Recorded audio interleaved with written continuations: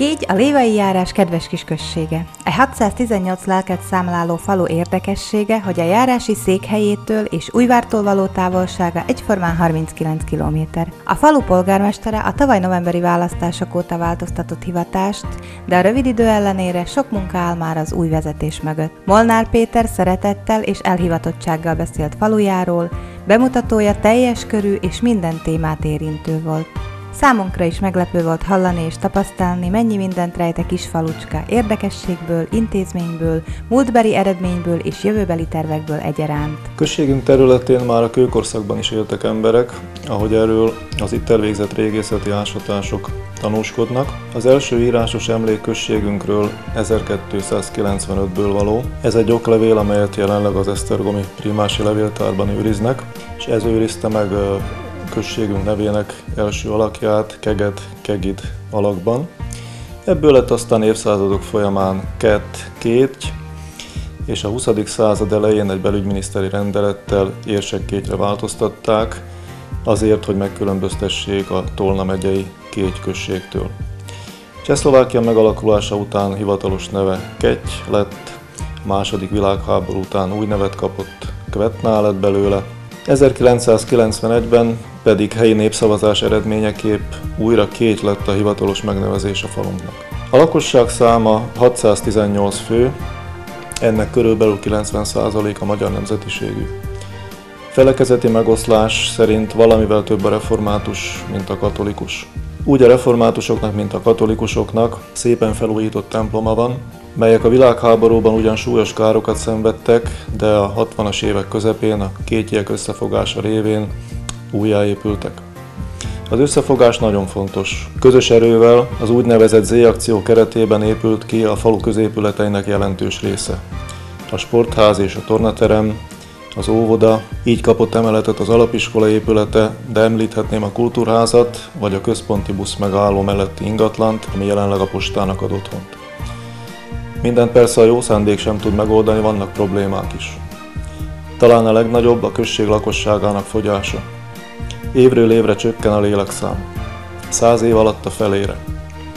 1910-ben még 1200 lakosa volt Kétynek, 1991-ben már csak 800, ma pedig nem sokkal haladja meg a 600-at. Az elnéptelenedés legfőbb oka az elvándorlás. Ez sajnos nem csak minket érint, hanem szinte az összes környező települést. A fiatalok leginkább a munkalehetőségek hiánya miatt választják a költözést. Ez a trend persze nem most kezdődött, már a múlt század 70-es éveiben a közeli városokba költöztek sokan, amikor még a Párkányban, illetve Zselízen működő ipari üzemek felszívták a környékről a szabad munkaerőt. Mára ez megszűnt, ezért is jelent gondot a munkanélküliség falunkban.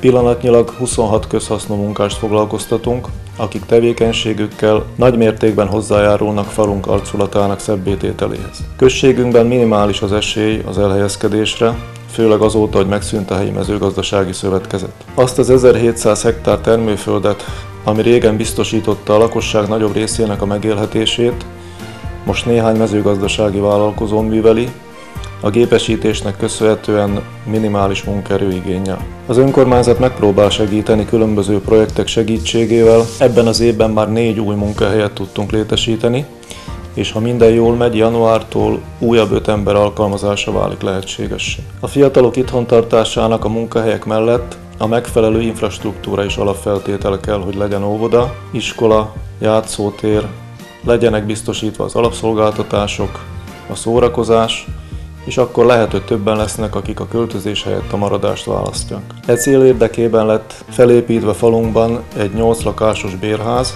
amely nagy örömünkre a kezdetektől teljes kihasználtsággal üzemel. Terveink között szerepel a bérház környékének rendbetétele, már elkezdődött ott egy játszótérrel kombinált pihenőpark kialakítása, a megvalósulás gátja a pénzhiány. Ugyancsak nagy kihívás számunkra, hogy előregszik a falu, ami persze szorosan összefügg a fiatalok elvándorlásával. A falu lakosainak közel negyede nyugdíjas. A róluk való gondoskodás komoly kihívás elé állítja az önkormányzatot. A jelenleg is működő gondozó szolgálatot bővíteni fogjuk, hogy a növekvő igényeknek eleget tudjunk tenni. Emellett pedig a községi hivatal jelenlegi épületében nyugdíjasok számára nappali foglalkoztatót alakítunk ki, hogy az egyedülálló vagy egyéb okok miatt hátrányos helyzetű idősek társaságban hasznos és szórakoztató tevékenységekkel tölthessék idejüket. Természetesen nem csak gondjaink vannak, hanem eredményeink is. A községben 2 vegyesbolt, egy vendéglő és egy presszó biztosítja az alapellátást, illetve a szórakozást. Falunkban be van vezetve a gáz, a vezetékes ivóvíz, megtörtént a szeméttelep rekultivációja, megújultak a közterek, a központi buszmegálló. A felújított járdán a főút teljes hosszában közlekedhetnek az emberek. A kultúrház rekonstrukciója még nem fejeződött be teljesen, még a fűtés idén kezdetéig átalakítjuk a fűtési rendszert gáztüzelésűre, amely jóval takarékosabb lesz annál, mintha megmaradnának a jelenlegi elavult villanykályhák. A sportház épületében 2 hónapja fogadja látogatóit az új helyére költöztetett községi könyvtár, amely hosszabb nyitvatartással várja az olvasóközönséget. A sportházat kívülbelül rendbe hoztuk, egész másképp néz ki már így a falu centruma.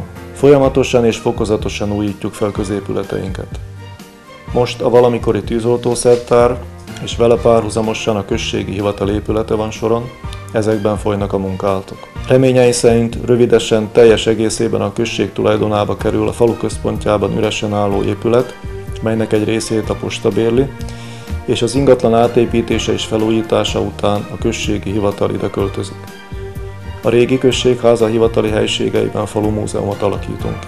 Még az idén modernizáljuk a közvilágítást, az előregedett fénycsöveket modern LED lámpákkal cseréljük.